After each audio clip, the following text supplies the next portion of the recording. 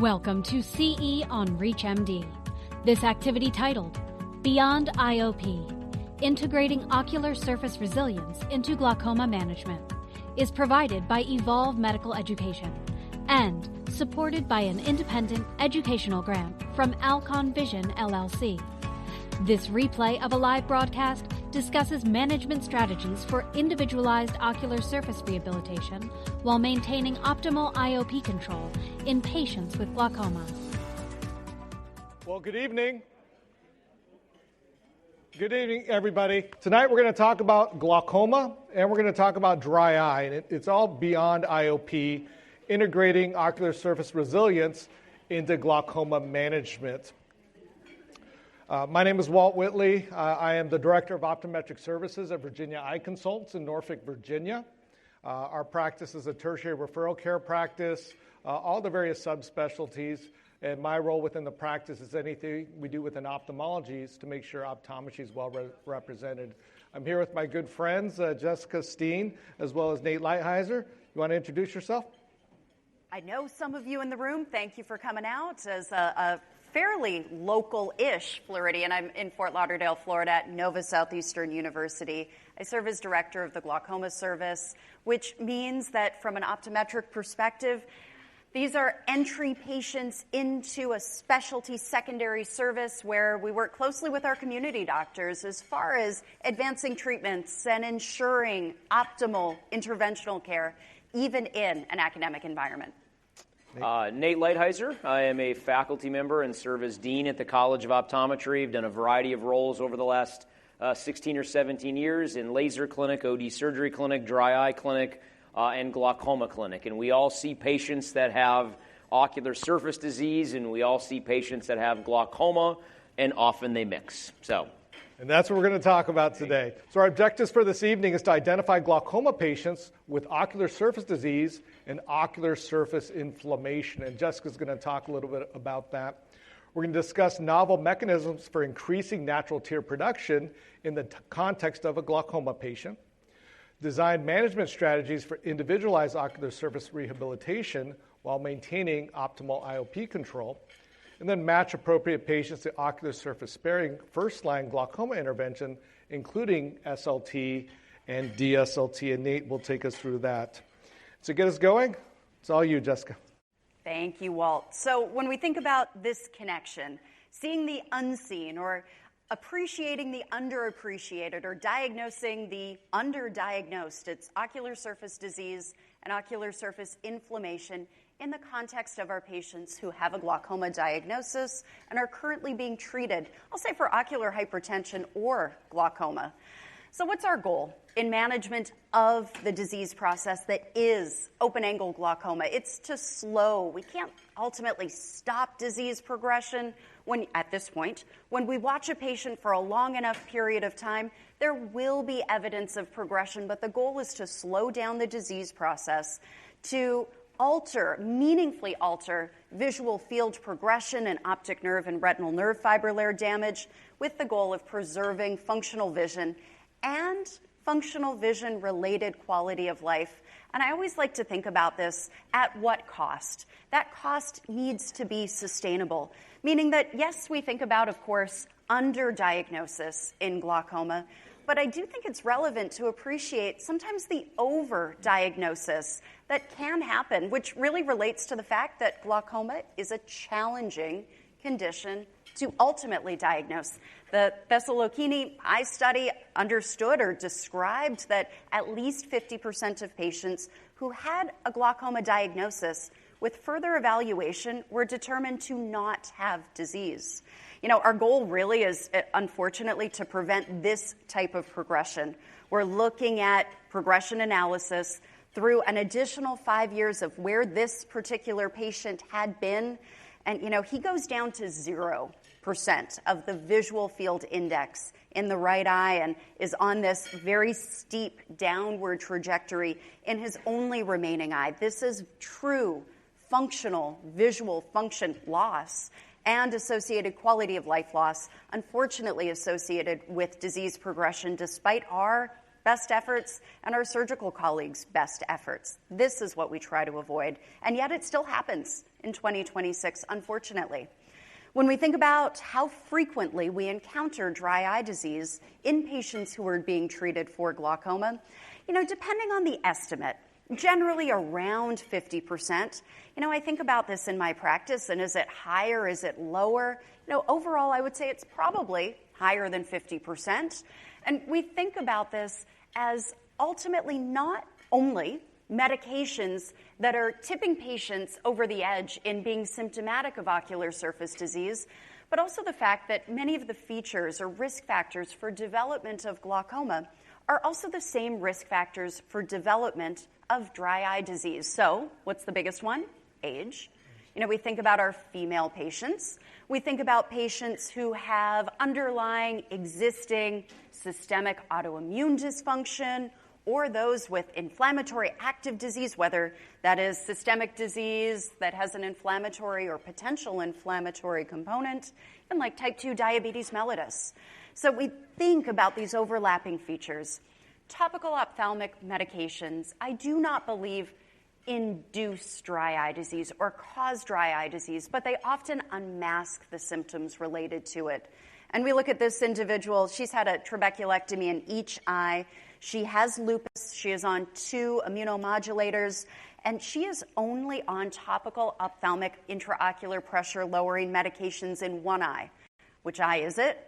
The eye with much more advanced surface staining on the right side of the image. It's her left eye. But the image on the left side of the screen, that right eye, she has significant active inflammation, superficial punctate keratopathy. There's a reduced tear meniscus height, and yet this is an eye that is not being treated with a topical ophthalmic medication. Thinking about benzalkonium chloride, it is difficult to avoid in topical ophthalmic medications in the United States. This is different in other countries around the world. And we try to understand at the level of the ocular surface, what is the impact of benzalkonium chloride? And this particular study evaluated the number of BAK-preserved drops on a number of markers. And overall, ocular surface disease index, the OSDI index, increased with an increasing number of BAK-preserved agents. But I think what I take away from this is that there is significant variability. Schirmer's test, lissamine green staining, important features. Do either of you guys perform Schirmer's testing at all in clinical practice any longer? We do not and haven't for quite some time. We didn't, and I did a lecture the other day, and I had a couple doctors say they did. And the reason why they said, they're like, because I could show patients. And for education purposes, I see that. But I kind of joke, I don't do it anymore because the drug companies do it for us in their clinical studies. So they already proved it for us. Yeah. In an academic institution, yes, we have Schirmer strips that exist. They are not something that I utilize. I tend to look more at tear meniscus height, either just behind the slit lamp in a qualitative way. I've also started on a number of patients to evaluate tear meniscus height using OCT. So as another additional potential feature. All right. So when I think about a patient who has open-angle glaucoma, who's on topical ophthalmic intraocular pressure-lowering medications, adherence is core to successful treatment through that patient's life, and this is challenging. Of course, we appreciate the gaps, the disruptions in treatment, and really we think about how we can do it better. So what's our biggest concern from patients who are utilizing topical IOP lowering medicines? Well, hyperemia has been described as the most common adverse effect of prostaglandin analogs, our first-line medical therapy. Overall adherence has been described to be about 57% through just under 2 years of therapy. So is 2 years short-term in glaucoma, or is that long-term? That is short-term. If we're diagnosing a new patient at the age of, let's say, 55, I think that I've got 45 more years to manage that patient. And what will treatment through that patient's lifetime look like? We have to understand and be realistic that there will be gaps, restarts, discontinuations altogether of medicine. And that's where careful follow-up, but honestly, careful assessment and careful discussion with your patient to find those potential challenges. If we know about them, we can address them. So how do we clinically assess patients? It starts with a full medical history. I truly do want to understand with accuracy the medications that the patient's taking and for the medical conditions that that individual has, not only for consideration of topical medication and trying to avoid a contraindication, but also to appreciate potential systemic risk factors for glaucoma and for ocular surface disease. And the way that I ask patients about how they use their medications is exactly that. It's not, how do you use the branded whichever medication they're on? Did you use it last night before bed? You know, it's really that open-ended. Tell me how you use your medicine, sir. Now, what about the big bottle with the dark blue cap? What about that little bottle with the green cap? How do you normally use that medicine? Is that one eye or both eyes? How many times a day do you use it? And when did you last use it? That's where you will find gaps or, unfortunately, even errors in medication use. You know, just last week, a very well-experienced glaucoma patient had been using her prostaglandin analog for the last about 3 months, twice a day. She's been on a PGA for about 5 years, and 3 months ago she said, you know what, I just started. I thought it would be better if I used it 2 times a day. So finding and asking even our experienced, well-understanding patients how they use their medicines at every visit, you find things. And how do we assess for symptoms? I do use a speed questionnaire. This is something that any downtime in the exam, either as the patient's dilating or as I'm evaluating the data after the student or resident has evaluated the patient, we're talking about the case together, or in the waiting area. Any downtime in the examination, that's where I keep the patient busy with a speed questionnaire. And I come back into the room, walking in with the results that I can quickly add up to have an additional symptomatic assessment. It's not so much of a yes or no question, but truly I want to know more about their burning, redness, tearing, or other symptoms, fluctuating vision that they may have.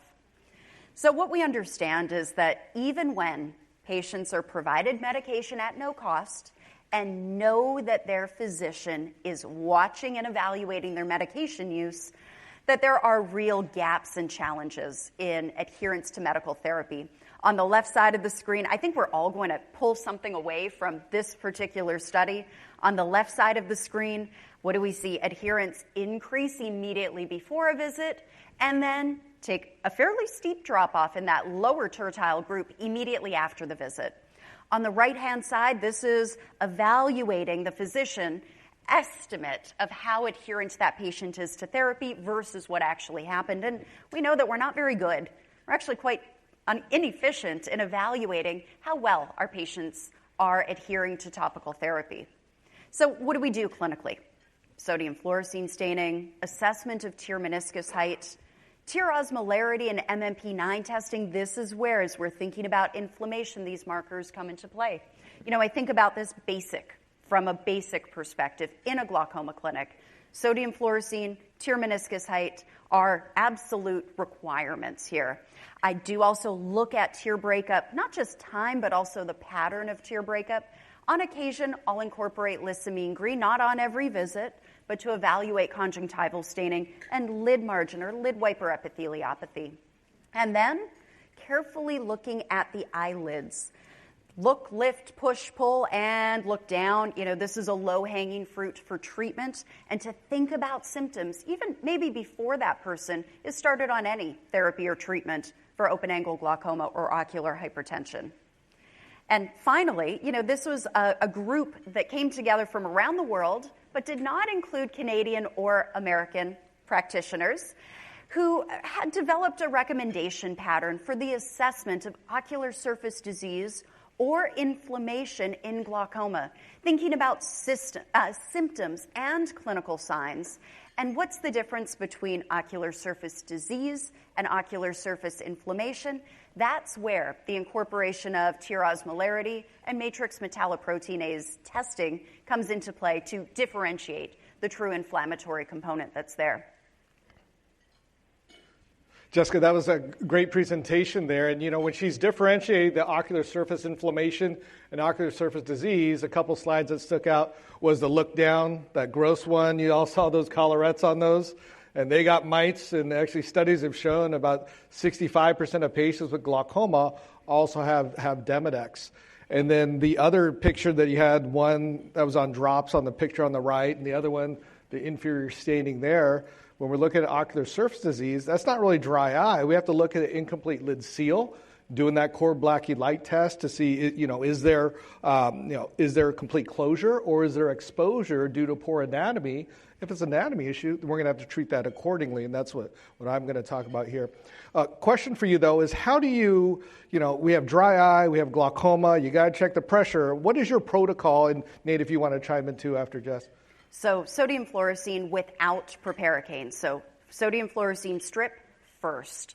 Quick assessment, ideally waiting about 60 seconds after instilling sodium fluorescein before assessing for the corneal staining pattern, then instilling proparacaine, checking the pressures, undilated 90. It's actually a fairly smooth workflow pattern. It doesn't slow the examination down, but just taking that extra step, again, assessing the lids, again, very quick.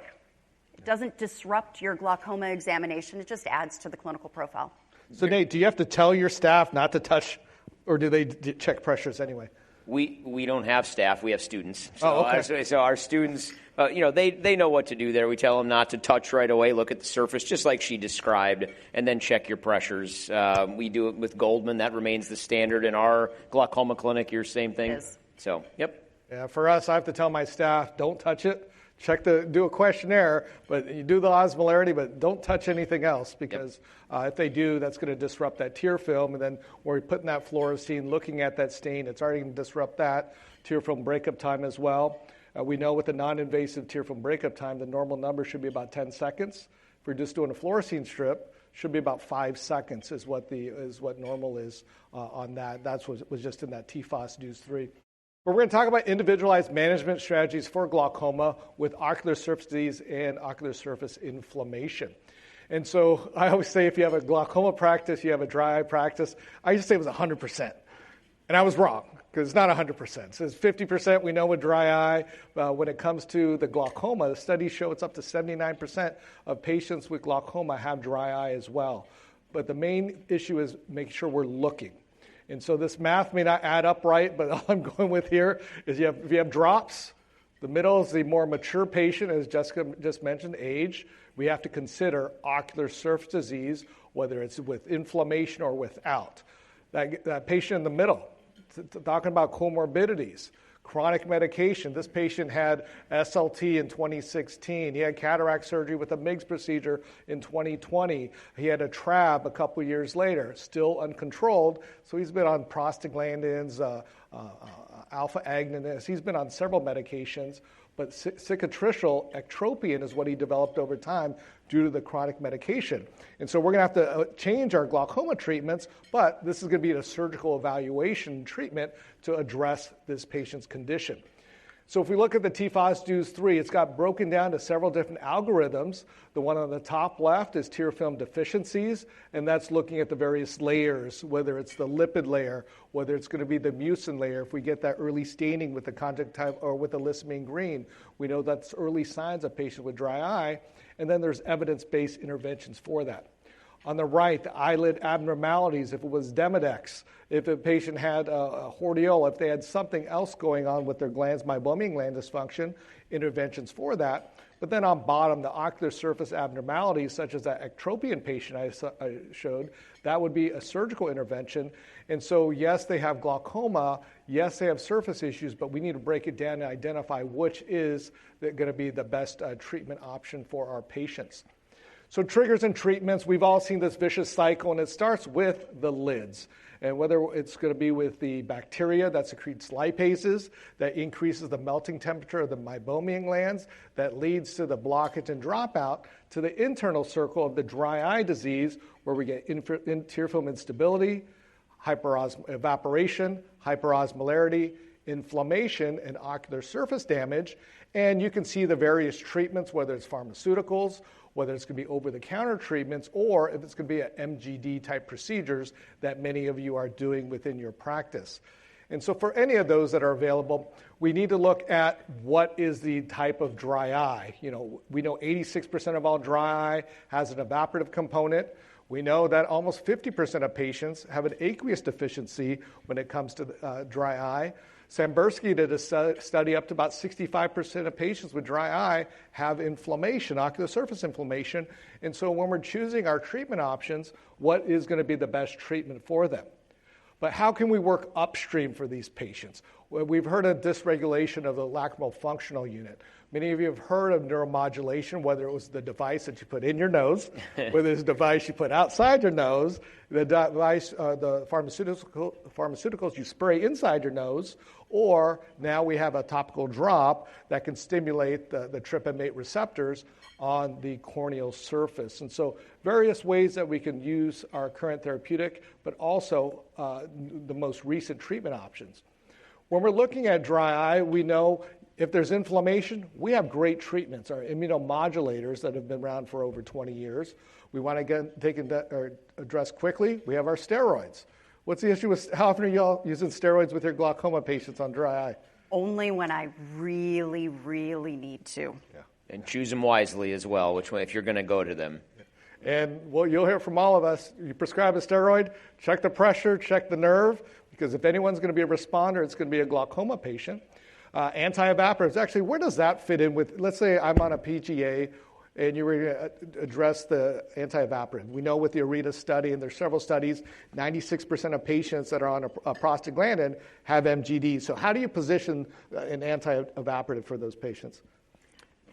I think it's got to have to be in there involved. I think evaporation is such a key part of dry eye. And when we have those drops that cause so much MGD, you know you're going to have meibum issues. We know the job of meibum is anti-evaporative. So if you've got meibum issues, you're going to need an anti-evaporative on board. So. And then neurostimulation, I'm going to get into this, but this is something that if we can address the lacrimal functional unit, we can increase a basal tear. And so with the basal tear, the lipid layer, the aqueous layer, and the mucin layer, there's over 2,000 components within the tears, and we know the purpose of the tear is for clear, comfortable vision. It's going to help protect that corneal surface and maintain homeostasis. And so whenever we're addressing a dry eye patient, we want a basal tear, not that reflex tear where it's due to a chemical or whether it's due to an eyelash in the eye. We want to help our patients produce better tears. Artificial tears aren't going to work. All it does is washes out the 2,000 components of the antimicrobial proteins, the growth factors, the electrolytes. But looking at this lacrimal functional unit, you're all familiar with the various components of it. And so essentially stimulating the nerves gives information to the trigeminal gland that's going to send information to the meibomian glands, the goblet cells, as well as the lacrimal gland to produce more of their tear. We're hearing more about corneal neurons and tear production. We have the cold thermal receptors that can be stimulated, and those are the TRPM8 receptors, whether it's going to be on the cornea or on the lids is typically where we're going to find the TRPM8. The other receptors, I briefly mentioned the mechanonociceptors and the polymodal, and that's due to the chemical or mechanical irritants that can cause the tearing. How do we activate the trigeminal nerve? How do we activate the lacrimal functional unit? Whether we're targeting the ethmoid nerve within the nasal cavity, whether we're targeting it externally with some type of mechanical device, or we can do it on the ocular surface as well. And so what this does, it once again gets that lacrimal functional unit to produce a basal tear. So the TRPM8, this is a receptor that's always surveilling the ocular surface. In between blinks, that interblink interval, anytime it decreases anywhere between 0.5 to 2 degrees Celsius, that amount of cooling stimulates the nerves to stimulate a blink. And so, if we can stimulate this with a pharmaceutical is one of the latest innovative ways for us to help increase a tear and a full basal tear. And so we have the various pharmaceutical treatment options, but treatment options aren't alone when it comes to dry eye. We also have to look at the interventional glaucoma. And whether we're talking about SLT, which Nate's going to talk about, whether we're talking about minimally invasive glaucoma procedures, we need to help take control of the disease state. We're trying to prevent vision loss for our patient. We're trying to get better control. You saw Jessica had slides on adherence and compliance. I'm going to have a couple after this. Nate's going to have the exact same ones because that is a key issue when it comes to glaucoma is the adherence. If it's not feeling good, patients also forget they're not doing their drops. That's why we're seeing patients progress is because of this adherence and compliance. And so is there a way we can intervene? Just like we do with dry eye, interventional dry eye, doing IPL, doing thermal pulsation or LLLT. So a proactive approach to managing glaucoma that focuses on early intervention, minimizing the impact of both the disease and its treatment. It involves proactive diagnostics, active disease monitoring, and using procedures earlier in the treatment to help preserve vision. And so the same study that Jessica just showed, and if y'all can, does anyone remember the Travitan dosing monitor? So these patients were paid to be in a study. My partner was the lead author on that. And what they found is 44% of patients use their drops less than 75% of the time. They were paid to be in a study, and all they had to do was do their drops, and they still didn't do it all the time. And they're more compliant in studies than they are in real life, yeah. and especially when they're being paid. Yeah. So, those numbers are inflated even in the favor of compliance, and it still was bad. Yeah, and so, even with once-a-day dosing, we're only getting 79% compliance with our patient 4 times a day. It's roughly flip a coin. It's about 51% compliance. And so what does interventional glaucoma mean in the practice? Being proactive, don't wait for progression, do something to get control of the pressure, do something to help prevent vision loss. And so traditionally, drops, more drops. For a moderate glaucoma patient, typically they're putting in 3 to 4 drops a day, and they all have BAK in there, and so they're all beating up the surface, and they're growing up, so the age is causing it to be more dry. And then as it progresses, that's where they need the various procedures. But what's the standard? And Nate's going to talk about SLT and DSLT. Drug delivery system, doing intracameral injections, the MIGS procedures, first-line therapy, we're familiar, SLT, which is becoming first line, and it's within the various guidelines from the Academy as well as AOA. But we're all familiar with the drops, but drops can cause issues, and that's why we're having this discussion. So we have to think about what are some of the second-line issues, or what can we do next? Cost is always going to come into account because more drops cost money, procedures cost money. Are we at the target? Are they doing their drops? And the side effects once again, because if it doesn't feel good, patients aren't going to do it. Some of you may have used this. This is the nano dropper. Essentially what it does, it takes a normal size drop, which is about 45, 50 microliters, and with that top, it decreases it down to about 10 to 15 microliters. And so there's a study looking at timolol versus regular timolol versus timolol with this little device. And what they found is that the majority of the time points that it was non-inferior, so it worked just as well. The graph on the right, that's looking at all of our different dry eye medications.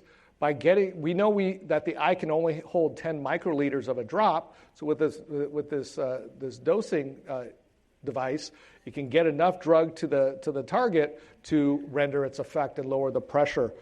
But some of our secondary options when patients have issues is going preservative-free, and we have various treatments that are available.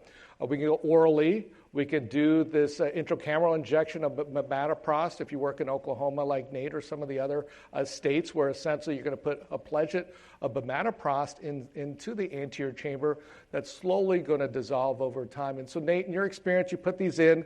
We know in the clinical studies it was approved, it was 1 pledget every 12 weeks. After one, in your experience, how long has that been lasting? So this is within the scope of practice of optometrists in 4 states. Obviously, ophthalmology does this wherever they would like. When I put these in, I'm typically finding somewhere between 6 and 12 months is kind of the middle of the bell curve. Sometimes it's a little bit longer. Sometimes it's shorter. That medication eludes out for 4 months at a time. But we're finding about a 6 to 12-month effect. So if patients need a drop holiday, if they're struggling with drops, we need to, their ocular surface is beat up. It's in rough shape, and let's put the medicine inside the eye instead of having them take the drops for a certain period of time. Yeah. And so just trying to find other ways to drop holiday. I mean, that's something that many of our patients, the only good news with glaucoma, it's a slow progressive condition, so we can take that holiday. There are studies that showing one intracameral injection can last a year. Some say it lasts even longer, up to 2 years.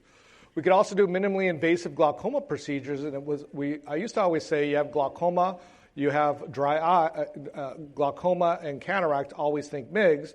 But you have glaucoma and dry eye, we really need to consider the MIGS procedures. And so normally the stents are done with cataract surgery, but there's various other ways, whether it's goniotomy or canaloplasty.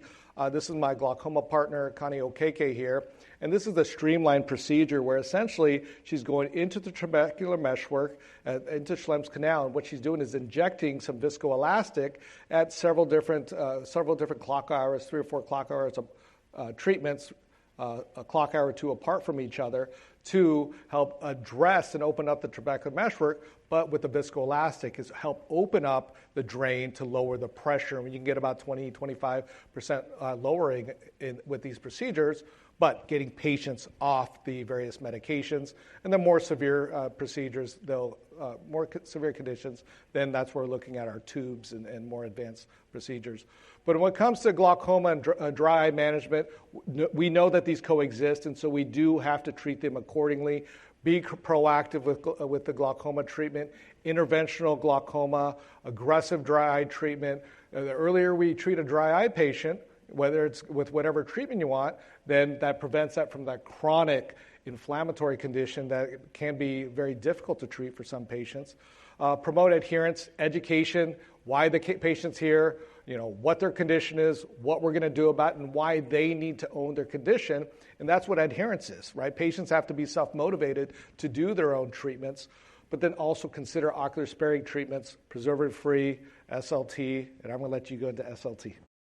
I guess I'm the third and final one before the case. We're going to talk on SLT and DSLT. Show of hands, how many of you have heard of DSLT before? You guys heard of DSLT? Okay, many of you have not. So direct SLT. How many states, and many of you probably heard me lecture at SLT. One of my favorite topics to lecture on is SLT. Very passionate. I think it is an absolute travesty that all of you cannot perform an SLT, that your law does not allow you guys to do that. Quiz, how many current states allow optometrists to do laser procedures? What's the answer? 5? 14? That answer was correct yesterday. Kansas became state 15 this morning when the governor signed it into law, so we now have, round of applause for that, Kansas. Yeah. State number 15 where optometrists can do laser procedures, YAG, capsulotomies, SLT among that. So, this is something that has been proven time and time again to be first-line therapy. Who treats glaucoma first line? You guys do. So shouldn't you guys be able to offer the two wonderful first-line options, whether it's SLT or whether it's drops? These are amazing providers here. Walt now can do it in Virginia. You should be able to do this Soon. There you go. So, I think all of you probably agree this has been our historic treatment paradigm. Would you guys agree with this? Over the years and over the decades, it's been drops are first. You maximize the drops. Then you considered ALT back in the day. And then you saved the more invasive surgery for the end. We would argue now that this is your new paradigm. We've got MIGS mixed in, so don't forget about MIGS. But don't let me fool you on this 1-2 or 2-1. You've got two wonderful first-line options, wonderful medications, and we have a wonderful gentle laser called SLT that has been proven in the SLT med study, the light study, among others, that it is first-line therapy. So, why SLT? Let's wake you up after dinner and show you kind of a fun video, okay? I don't know if we have the audio here. Can we hit play on that? My asthma. They said they'd fix it, but it didn't make any difference at all. Well, sometimes doctors make mistakes. Anna, you have to try twice as hard to fix them. Are you using your inhaler? All the time. Go through one a week. You sure you're using it right? Do I look like an idiot? No. Why don't you show me how your inhaler works?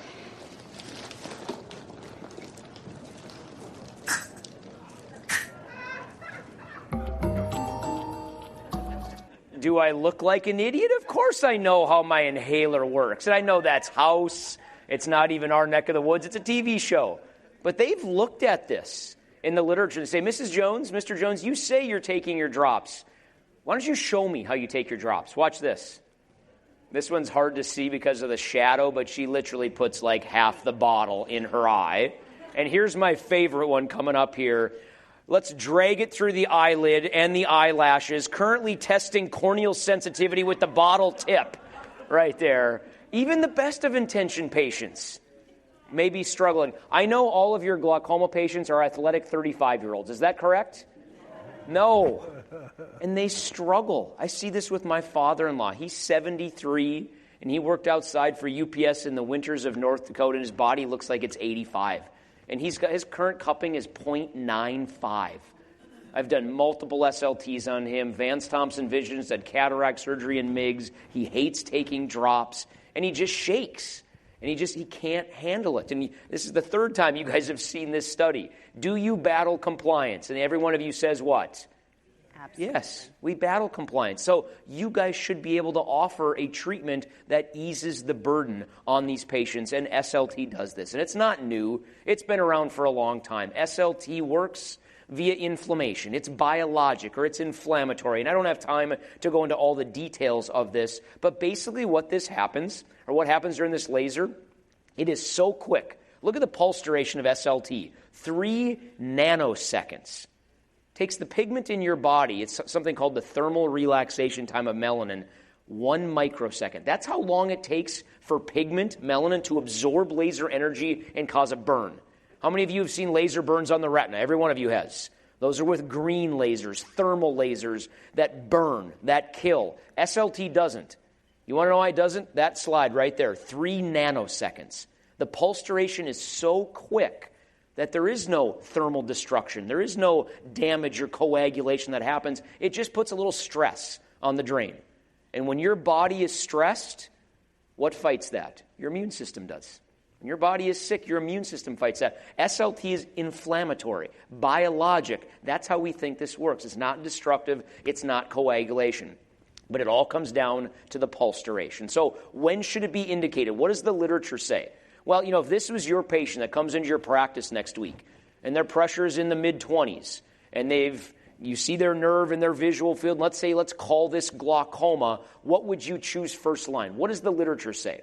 This was the first big study in the United States that directly compared your number one glaucoma treatment, which is what? Prostaglandins, historically. That's your number one drop versus SLT. This is out of Will's eye. And this was in 2012. Hard to believe, almost 14 years ago. And it compared SLT 360 degrees to a prostaglandin analog. First-line therapy, treatment-naive patients. And it said, what does better? Is it IOP reduction? Which one is better? And the number of treatment steps. Okay? So I'm going to break you guys up. Okay? You guys in this half of the room, you were just diagnosed with glaucoma. You're getting an SLT. First line. You guys on that half of the room, you were just diagnosed with glaucoma, and you're getting a prostaglandin. We're going to set target pressures. Do you guys believe in setting target pressures in glaucoma? Absolutely. And we're going to see you every 2 months in this study. And if you guys don't meet target that got SLT, you're getting more SLT.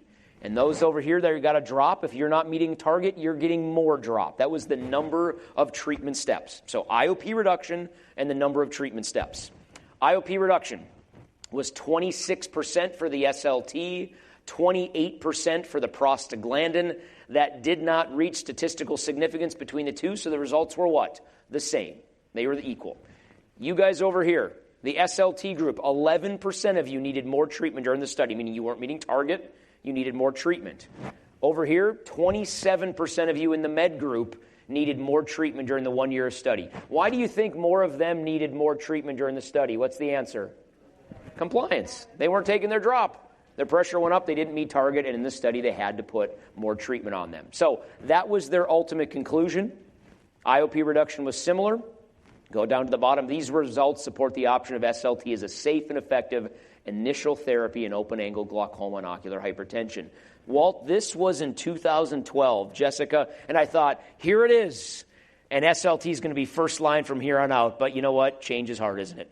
Yes, Yes, it is. It is. So more studies had to come out. The American Academy of Ophthalmology preferred practice patterns in 2017 and 2022. Laser trabeculoplasty became considered. Now it can be used as initial therapy or adjunctive therapy. Here's the big one. I'm sure all of you have heard of the Light trial. And this was released in 2019, and it really helped to answer some of the criticisms of the SLT med study, which was it's a one-year study, and it's a small N number. So let's do a big study. Big study, longer term. I'm going to go right to the conclusion. SLT not could be, should be offered as a first-line treatment for open-angle glaucoma or ocular hypertension. Wait for this, supporting a change in clinical practice. Jessica, change is easy, right, for all of us?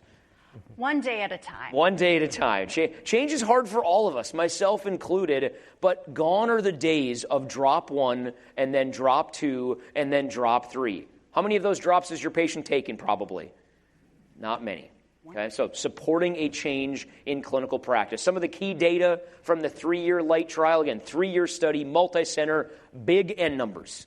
325-ish patients went down the SLT arm and down the drop arm, 5 times less adverse events. And again, the key bullet here is the 4th one from the left. That's what I told patients in 2019, 2020, 2021, and 2022. Mrs. Jones, if we decide SLT is best for you first line, there's a 75 to 80% chance we will keep you drop-free for the next 3 years. This does not work in everybody. One of the biggest downsides, it's going to wear off at some point. But what's one of the biggest upsides of SLT? When it wears off, what can we do? We can do it again. Okay? So, again, big data should be offered as a first-line treatment. There was 2 other things from this first release of the Light trial. They made a comment that there's a 97% probability that SLT is more cost-effective than drops. 97%. And there was no quality of life difference at 3 years between the drops. The longer it goes, though, it should favor what? SLT. If I put Walt on a drop today and do an SLT on her today, tomorrow their quality of life is essentially the same. But the longer it goes, drop, drop, drop, Walt, your quality of life may not be as good. I already forgot. So there you go. So this trial just kept going. So at 6 years, in September of 2022, they released the 6-year data. Quality of life still close in this study, but now it's slightly tipping towards the SLT side with the glaucoma symptom scores. Here's the number I tell patients now. Mrs. Jones, if we decide that SLT is best for you, there's a 70% chance that we can keep you drop-free for the next 6 years. 70% chance. That's a big deal. 70% chance. Nothing's 100% in medicine. And I always tell docs when we travel around the country in our laser and surgery course, you know it should be on every single consent form that you do for SLT, ineffectiveness of the procedure, and the need for further treatment options, including further surgery. Just because we did an SLT today doesn't mean you won't need a tube or a trab at some point down the road, or a MIGS or whatever it is, or repeating SLT. 70% stayed drop-free for 6 years. That's not the most impressive bullet here. The next one is, what is the ultimate goal in glaucoma? To prevent what? To prevent progression. More eyes in the drop arm exhibited disease progression over 6 years in the drop arm versus the SLT arm. 27% in the drop arm versus 19.5% in the SLT arm. You know, I always say we have 2 equal first-line options, drops and SLT, and I always kick it to our glaucoma guy and I say, do we? And he goes, based on this data, we might not. SLT may be slightly better. You're more likely to progress in the drop arm. And why is that? What's the answer? Compliance. You got it. By the way, you are more likely to have a trab in the drop arm versus the SLT arm. You are more likely to have cataract surgery in the drop arm versus the SLT arm. There was no serious laser-related adverse events, and that was their ultimate conclusion. Better long-term disease control, reduced need for surgery. Powerful data.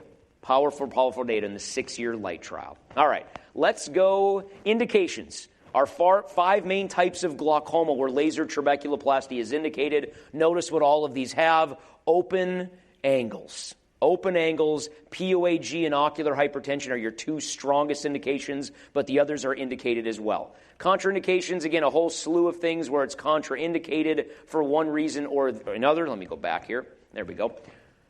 Narrow angle, yeah, if you can't see into the angle, you probably can't do an SLT in its traditional form. And then a variety of secondary glaucomas like inflammatory angle recession, neovascular. Age and prior laser trabeculoplasty that failed, you can cross those bullets off. If you're taking notes, those are no longer contraindications for SLT. All right, let's watch some videos. We're going to go quickly through this. This is traditional SLT. This is a 4-minute video. I'm going to show about 30 seconds of this.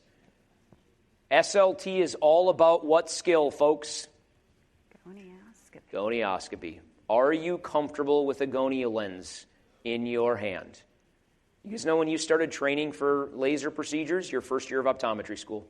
You didn't know it, because I didn't know it either. But when you were slit lamp training and gonioscopy training, you were starting to train for SLT. You have most of the foundational skills already needed for laser trabeculoplasty. You put your eyes behind the oculars, your hand on a joystick, you do that every single day. Okay? This is a very simple, again, I don't have time to go through all the ins and outs of SLT. You're seeing champagne bubbles during this. You see one great big beam. And Walt, Jessica, you don't see really any tissue destruction there, do you, at all? Nope. Very gentle, very straightforward there. So this is another SLT here with the, there we go. I'm going to go back a slide. This is our new I shouldn't say new, but the new rapid lens. Can we hit play on this video here? Has 4 mirrors.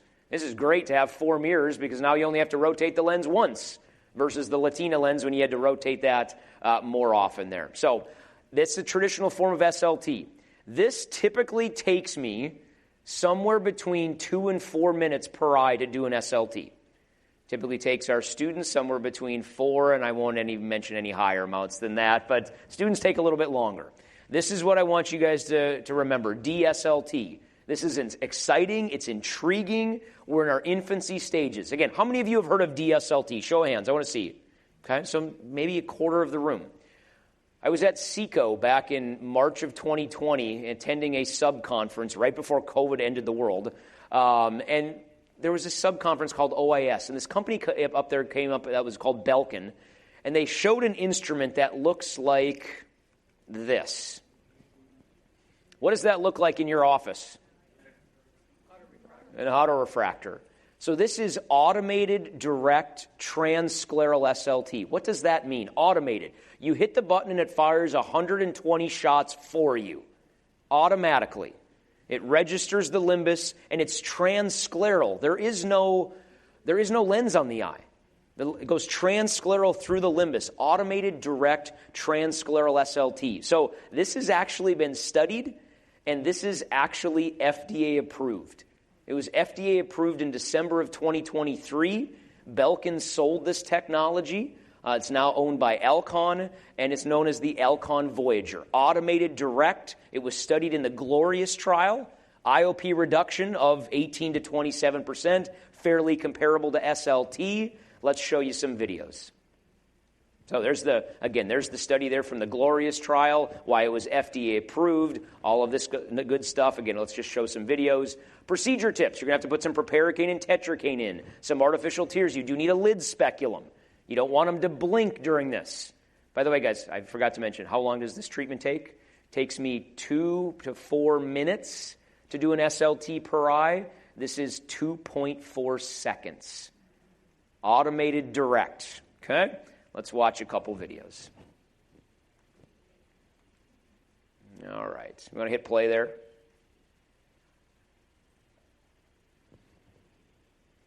So chin in there, forehead up against the forehead rest, lid speculum so you don't blink. And there is the treatment session going right around there.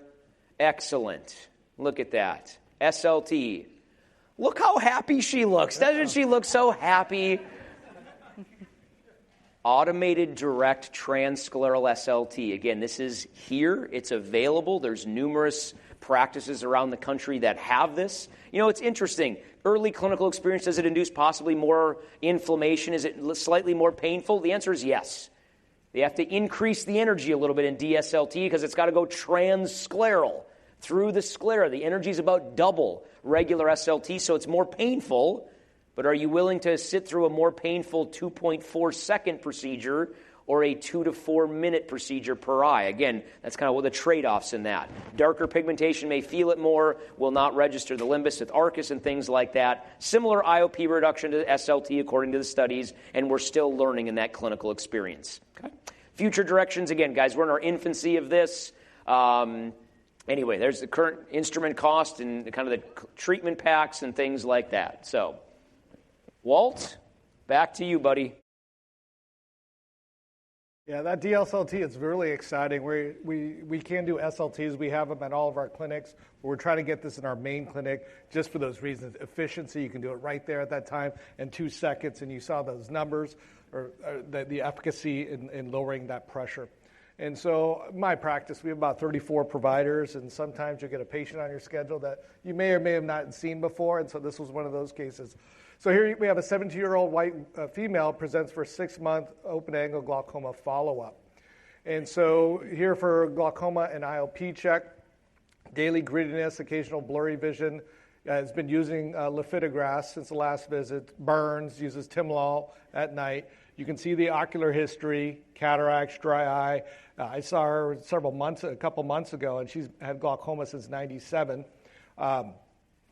And you can see her medical history, the medications they're on as well, and then the allergies that they have. Hold on. Go back to that one moment. All right, we got a couple of things that don't fit here. So how is she using her medicine? Timolol before bed. You know, that's really the one time where you don't want to use Timolol, right, related to ocular perfusion, and salmeterol. I think we're missing something in her medical history. This is this gap. So does this patient have asthma that's not listed in her medical history? Yeah, and so this case, this patient, looking back, she's been on that forever. And so you probably should have been changing the timing of it, but we're going to address that either way here. So, but that's a great point there. Looking at the findings, vision's doing pretty good. Tear osmolarity, so I did no touch, of course. 315, so mild hyperosmolarity in the left eye. You can see the Packies, but also the staining that we're seeing here. 1+ collarettes, 3+ SPK in the right inferiorly, dense in the left eye, has cataracts. You can see the nerves as well, and the staining. Thank you, Jessica, for the picture, since I didn't have one for this patient. So other tests that we do, look at that lid seal. Anytime you have the inferior corneal staining, you want to make sure that they have a full closure when you put the transluminare on their eye. Anytime you have 2+ staining or higher, that's when you also want to check, is it dry eye? They've already been on lifitegrast, and we know these dry eye medications work, and so we always have to consider NK touching. Is it present, reduced, or absent? And was reduced in the right, absent in the left. Then I did the pressures, 14 and 13, and looked at the pressures there. OCT, you can see here, don't look at yellow, red, green disease, but trust me, there were issues here. The visual field, reliable fields, and then you can see the superior defects on both eyes. And she's already been on drops at night, but she's not supposed to be. And so here's the assessment: dry eye, glaucoma, it's mild, and then cataracts as well. And so the questions for you, how do you all approach that? Nate, I'll let you go first. I'm looking at cataract surgery there. She's got some cataracts and she's got some glaucoma, and let's take advantage while we're in there. Let's improve her vision and get that glaucoma surgery going as well. I think that's one of the places I would start. What about if they're pseudophakic? We'll switch it. Pseudophakic, I mean, this is someone who should respond very well to SLT. I'm absolutely stopping the Timolol. This is a potential real risk for someone with asthma, never mind the time of day that she's taking it. Again, a prostaglandin analog, preservative-free prostaglandin analog, reasonable option for this woman too. Would you do anything else for the dry eye or the surface? Certainly, that ocular surface needs to be treated as well. I saw collarettes in there. I saw staining in there. I saw an elevated osmolarity. While cataracts and glaucoma, let's not forget the ocular surface as well, addressing it with a neuromodulator, an anti-inflammatory. When I see staining, I'm probably going to address that with an immunomodulator or steroid in the short term. But again, she's a glaucoma patient, so we may not, again, depending on how we want to choose that. But, let's get her ocular surface in a better state. And that's one of the issues we have is, we can treat the Demodex, we can treat the dry eye. What are we going to do for the glaucoma? And so if we do too much at once, then that can be an issue for our patients as well, because the more we give them, the less compliant they're going to be.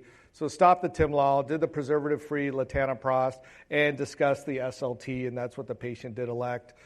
For the dry eye, I went with a higher concentration of the cyclosporin with perfluorobutylpentane, which gets into the cornea, and that's been shown in various studies, but also helps with the symptoms. But at the next visit, if they're still having those issues, if they have staining, we're doing some type of biologic, whether it's amniotic membranes or Synergimin. And then the cataract, discussed the cataract surgery as well, but she wasn't ready for it. She was still 20/20, so she wasn't as worried about that. So after the SLTs came back using the various drops, and you can see was 13 and 14 before, and actually she got a better response. She's 10 and 11. Staining did improve in both eyes. Still had reduced sensitivity in both eyes, and so that's how she presented here for this evaluation. So what are the next steps for this case? What would you do with the prostaglandin? Did you all stop it, or do you keep them on it when you're scheduling SLT, or do you just stop it, or what do you do, Nate? So the answer to that, like in many of glaucoma, is it depends. That's always the answer in glaucoma. But her glaucoma can withstand probably taking her off the drop, and I would take the off the drop when we started to do the SLT and just let the SLT kicking in with the prostaglandin kicking out to equalize each other. That's how I would do it. So, yeah. Ocular surface-wise, looking back at the surface, I think that reassessment is really key. Improvement, but maybe not to the level that we would expect. Yep. And so that's just a case where there's several different variables there. Pick one, but the main thing is do something. And anything that you can do to preserve that surface, anything we do to help address the pressure is only going to benefit our patients. We got a couple minutes left, so does anyone have any questions? If you do, please come up to the mic. If not, I love asking Jessica and Nate questions all the time, and so that's what I already prepared. I started talking about the neuromodulation, and how's your experience been, whether it's going to be with varenicline or ocultramon, and where does that fit into your dry eye armamentum right now? I've had good success really with both medicines, and really the way that I think about it and describe it to patients is that this is increasing your natural tear production. So it's harnessing really what our body should be doing and just increasing that pathway. So even, especially for patients who are maybe even more cautious about any medical therapy, it's really giving more of the body its own natural tears. So from a mechanism standpoint, patients are really on board even early on. How many of you have used ocultramon at this point? It's been out for 6 months. How many of you used ocultramon or Tripteer at this point? Show of hands. I think all of us would encourage you guys. The data is very overwhelmingly strong on this in terms of increased tear production on day 14, as early as day 1 and out to day 90 with symptom reduction, a reduction in staining. And I think to myself, when you're thinking dry eye, is there a patient where you wouldn't want to increase natural tear production? Your tears are so very important. Our tears are so very important, and we're going to treat those artificially a lot, or at least we have historically. If we can increase natural tear production, that's going to be a win for a patient. So I would encourage you guys to get some experience with that. They've been doing a really good job of getting the hands of our patients for the month, that first fill free. Yeah, it's free. So, but Nate, it stings. What do you tell me about that? Well, sure. Get out in front of that with your patients. I always tell our patients, this tickles the nerve endings in your cornea. That's what I tell Mrs. Jones or Mr. Jones. This is a trypamate ag, and I don't go into that detail, but this is going to tickle the nerve endings. Well, if you touch or stimulate or tickle your nerve endings, you might sense that. You might feel that. So there's going to be some sensation. Installation site burning, stinging, or pain, 50% according to the studies. Most of it was mild, 98% was mild, and 86% lasted a minute or less. Now, I've used it on my eyes because I think we are better doctors when we experience the drops ourselves. And I will tell you, when I put it in my eyes, I went, whew, I must be a wuss because it was not mild for me. It was moderate to severe for me. But it was for about 30 seconds to a minute. And then my eyes had a cooling sensation for about a minute or two. And then they felt better than they had in a long time. So I'd encourage you guys to get some experience with our newer drops, whatever they are. One question here. Hi, thanks. I had 2 questions. One, there was a study, I don't remember which one it was, that you quoted that your treatment protocol resulted in it was like there were 3 different things that it resulted in. One of them was a lower incidence of cataract. SLT. Oh, we're talking about the light trial? Yes, so could you elaborate on the cataract part? I didn't quite make that connection. Yep. Yeah, they had a lower risk of progression, like we saw SLT, less TRABs, which makes sense, and less rates of cataract surgery. Why do you think that is? Is cataract surgery, in a way, a glaucoma surgery? What's the answer? Absolutely. Absolutely. So, again, you're looking at those patients. Are they progressing? Well, we might as well take the cataract out, and maybe we get a couple of points lower on the pressure. So that's the explanation for why there was likely a lower rate, or there was a lower rate of cataract surgery. Okay, that makes sense. Thanks. Yep. And then the other question was on I believe it was the DSLT that you said the melanin resulted, those patients had more higher pain. So is that just the darker iris or the whole, the ciliary body, all that, or just your patients with darker skin, or it's kind of both? SLT, remember, is selective for pigment. It's selective for melanin.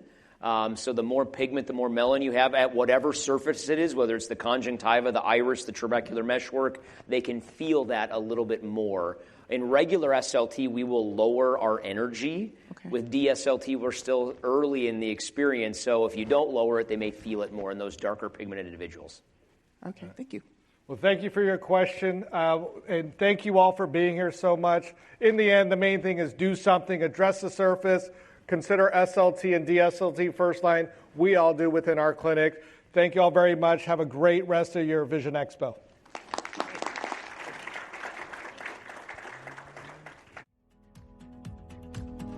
You've been listening to a replay of a live broadcast discussing management strategies for individualized ocular surface rehabilitation while maintaining optimal IOP control in patients with glaucoma. This activity was provided by Evolve Medical Education and is supported by an independent educational grant from Alcon Vision, LLC. To receive your free CE credit or to download this activity, go to reachmd.com/CME. This is CE on ReachMD. Be part of the knowledge.